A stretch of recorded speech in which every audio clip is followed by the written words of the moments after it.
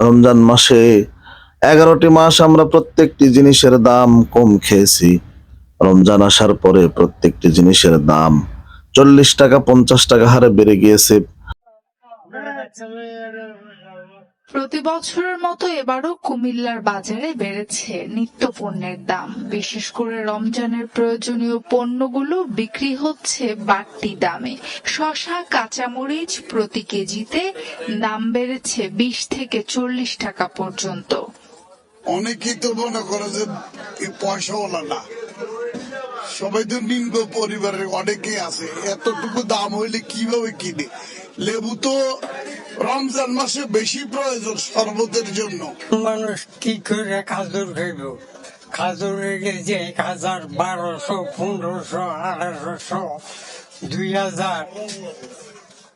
গরিব মানুষের ভাগ্যে নাই। ইফতারের সবচেয়ে প্রয়োজনীয় খেজুর নিম্নবিত্তদের নাগালের বাইরে।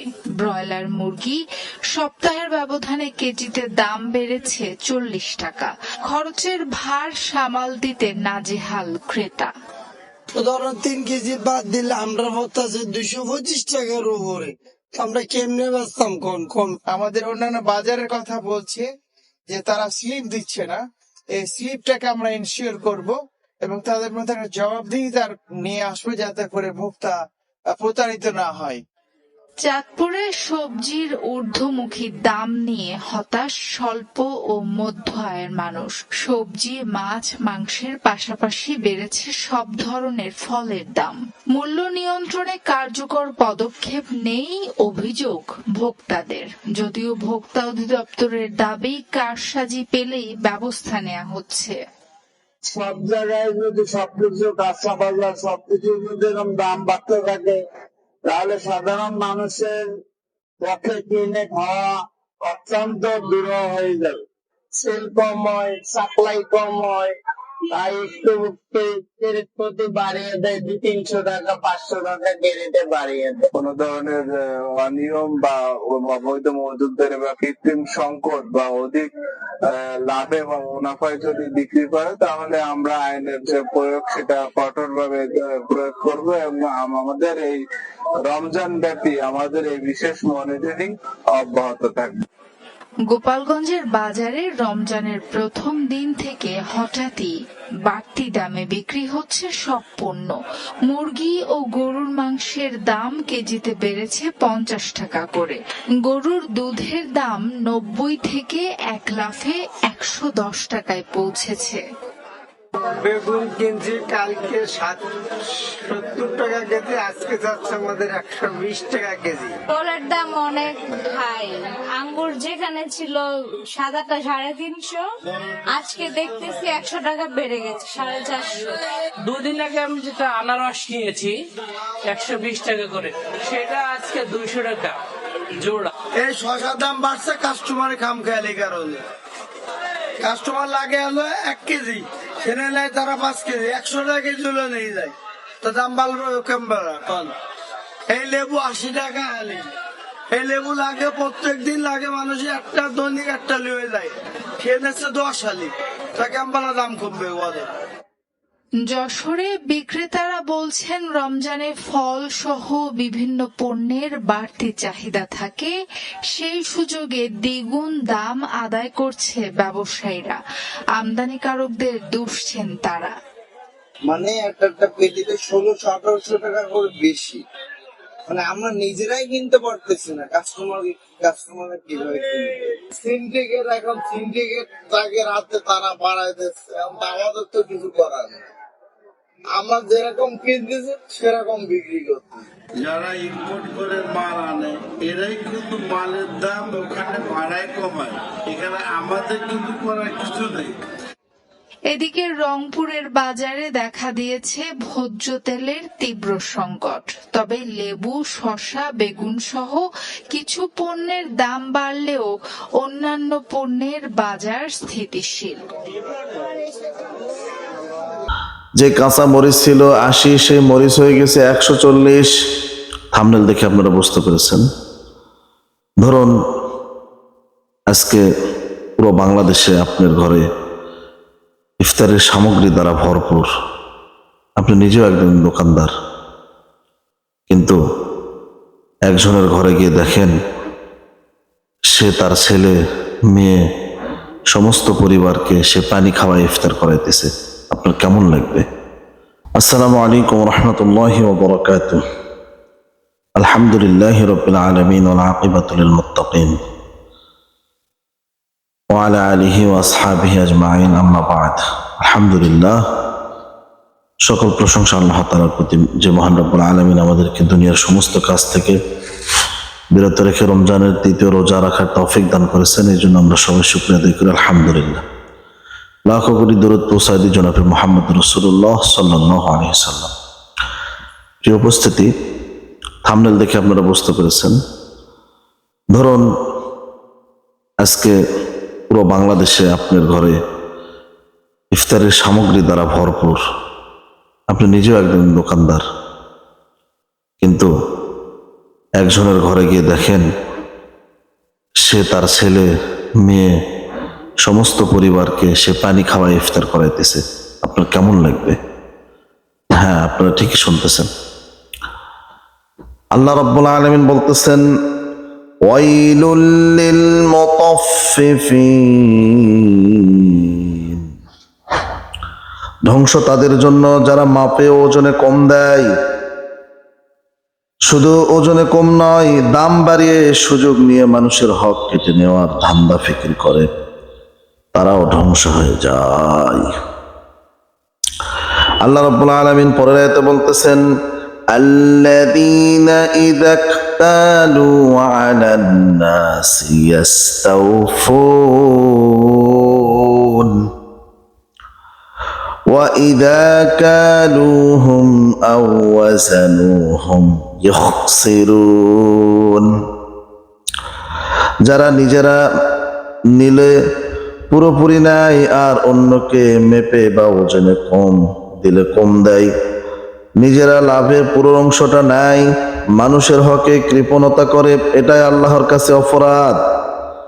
তার মানে আমরা বর্তমান জামানায়, বর্তমান রমজান মাসে 11টি মাস আমরা প্রত্যেকটি জিনিসের দাম কম খেয়েছি। রমজান আসার পরে প্রত্যেকটি জিনিসের দাম 40 টাকা 50 টাকা হারে বেড়ে গিয়েছে। যে কাঁচা মরিচ ছিল 80, সে মরিচ হয়ে গেছে 140।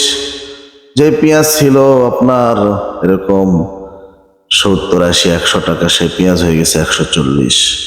প্রত্যেকটা জিনিসের দাম বাড়তি। তাই আমি আগে প্রশ্ন ছুড়ে দিয়েছি আপনাদেরকে, একটু ভাবুন, দোকানদার ভাইয়েরা যারা সিন্ডিকেট নিয়ে আছেন, প্রত্যেকে আমি বলতেছি, আল্লাহ রাব্বুল আলামিন নিজেই বলতেছেন, যারা মানুষকে ঠকালো, যারা নিজেদের হকটা নিজেরা ঠিকই নাই কিন্তু মানুষকে ঠকায়, তারা ধ্বংস হয়ে যায়। আল্লাহ তাআলা এখানে বলতেছেন, ওয়ালা তাবখাসুন নাসা আশিয়াআহুম, সূরা আরাফ সূরা নম্বর 7 আয়াত নম্বর 85। মানুষের প্রাপ্য জিনিস কম দিও না।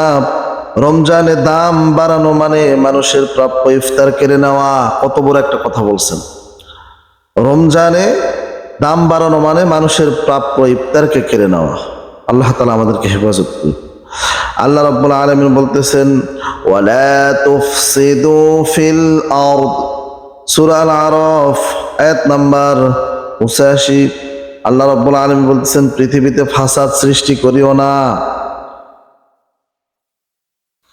পৃথিবীতে ফাসাদ সৃষ্টি করিও না। ক্রিমিক সংকট, মজুদদারি, অতিরিক্ত মুনাফা, সবই ফাসাদ।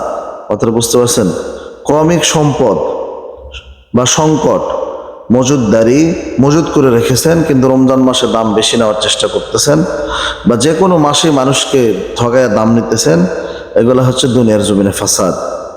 আল্লাহ রাব্বুল আলামিন বলতেছেন, সূরা বাকারা আয়াত নাম্বার 205, আল্লাহ তাআলা বলতেছেন, ইন্নাল্লাহা লা ইউহিব্বুল ফাসাদ, নিশ্চয় আল্লাহ ফাসাদকে ভালোবাসেন না। মানুষ নামাজ পড়ুক আর না পড়ুক, ফাসাদ করলে আল্লাহ অপছন্দ করেনই। কত বড় একটা কথা বলছে! মানুষ নামাজ পড়ুক আর না পড়ুক, কিন্তু যে মানুষ ফাসাদ করেন আল্লাহ তাআলা তাকে কখনোই পছন্দ করেন না। নাউজুবিল্লাহ। আমার আল্লাহ রাব্বুল আলামিন বলতেছেন, ইন্নাল্লাযীনা ইয়াকুলুনা আমওয়ালান নাসি بالباطل إنما يأكلون في بطونهم نارا সূরা নিসা আয়াত নাম্বার 10।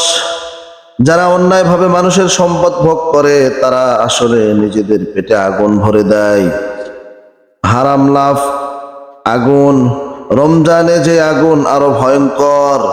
আপনি হারাম লাভ করতেছেন, অন্যায়ভাবে মানুষের সম্পদ ভোগ করতেছেন, অন্যায়ভাবে মানুষের কাছ থেকে জিনিসের দাম বেশি নিতেছেন। আপনারা সম্পদ কামাই করলেন না, আগুন কামাই করলেন, আপনাদের পেটে সম্পদ খাবার দিলেন না, আগুন দিলেন।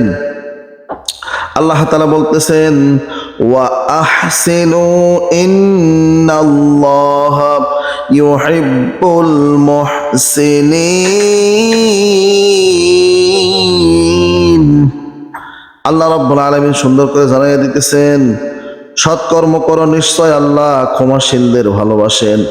রমজানের সেরা ব্যবসা, কম লাভে মানুষের উপকার, এইটাই হচ্ছে সেরা ব্যবসা। বাজারে গেলে বর্তমান বাজারে আগুন ধরে গিয়েছে, প্রত্যেকটা জিনিসের দাম 50 থেকে 60 টাকা করে বৃদ্ধি করা হয়েছে। আজকে প্রত্যেকটা মানুষ ভোগান্তির ভিতরে আছে। গরিব যারা মানুষ, যারা ইফতারি কিনতে পারে না, আপনি ইফতারির দাম বেশি নিচ্ছেন, কাঁচা জিনিসের দাম, কাঁচা তরকারির দামগুলো বেশি নিচ্ছেন। তারা কিন্তু ঘরে রোজা রেখে ঠিক মতো খেয়ে রোজা রাখতে পারতেছে না, আপনি প্রত্যেকটা জিনিসের দাম বেড়ে নিচ্ছেন। এই ভিডিওটা হয়তো সবার কাছে পৌঁছাবে না, আপনারা যদি বেশি বেশি শেয়ার দিয়ে, বিশেষ করে দোকানদার ভাই যারা আছেন, সিন্ডিকেট যারা বাংলার জমিনে করতেছেন, আজকে আওয়ামী লীগ পালা যাওয়ার পরেও যারা সিন্ডিকেট নিয়ে ব্যস্ত হয়েছেন, মনে রাখবেন আওয়ামী লীগ যেই পথ দিয়ে পালাইছে আপনাদেরকেও কিন্তু সেই পথ দিয়ে পালাইতে হবে। নতুন সরকার এসছে, নতুন সরকারকে আমি বলতে চাই আপনারা প্লিজ এটা একটু মেনটেন করেন, সিন্ডিকেটের লাগামটা একটু টেনে ধরেন। প্রত্যেককে আপনারা এরকম ভাবে মেনটেন করে, প্রত্যেককে আপনারা রিমেম্বার করে সবাইকে আপনারা কাজে লাগিয়ে দিন, তাহলে দেখবেন বাংলার মানুষ রমজান মাসে 2টা ভালো খাবার খেয়ে বেঁচে আছে। যে দুধের দাম ছিল 50 টাকা কেজি, সেই দুধ এখন 70-80 টাকা কেজি হয়ে গিয়েছে। মানুষ কেমনে বাঁচবে বলেন তো? এই সমস্ত জিনিস বাংলাদেশ থেকে যতদিন না যাবে, বাংলাদেশের মানুষ যদি এরকম ভাবে মানুষকে যদি ভোগান্তের ভিতরে ফেলায়, বিশেষ করে কাঁচা তরকারি উৎপাদন করার পরে গৃহস্থ দেয় এক দামে, আর একজন বেচতেছে তার থেকে বেশি দামে। সম্মানিত প্রিয় ভাইরা আমার, রমজান আমাদের শিখায় পেট খালি রাখা নয়, বরং কারো পেট খালি করার গুনাহ থেকে বেঁচে থাকা। মারাত্মক একটা কথা। এই সমস্ত আয়াত থেকে আমাদেরকে শিক্ষা নেওয়া উচিত, সমস্ত আয়াত থেকে আমাদেরকে শিক্ষা নেওয়া উচিত। আল্লাহ রাব্বুল আলামিন আমাদের প্রত্যেককে যেন কবুল করেন, সকলে বলুন আমিন। এবং রমজানে যেন এই ভিডিওটা বেশি বেশি শেয়ার করে দিবেন। আপনাদের দায়িত্ব, আমার দায়িত্ব ছিল আপনাদেরকে জানানো, আপনাদের দায়িত্ব এখন অপরকে জানানো, অপরকে ভিডিওটা শেয়ার করে দেওয়া। তো দেখা হচ্ছে নতুন কোন একটি ভিডিওতে। ভালো থাকবেন। আসসালামু আলাইকুম ওয়া রাহমাতুল্লাহি ওয়া বারাকাতুহু।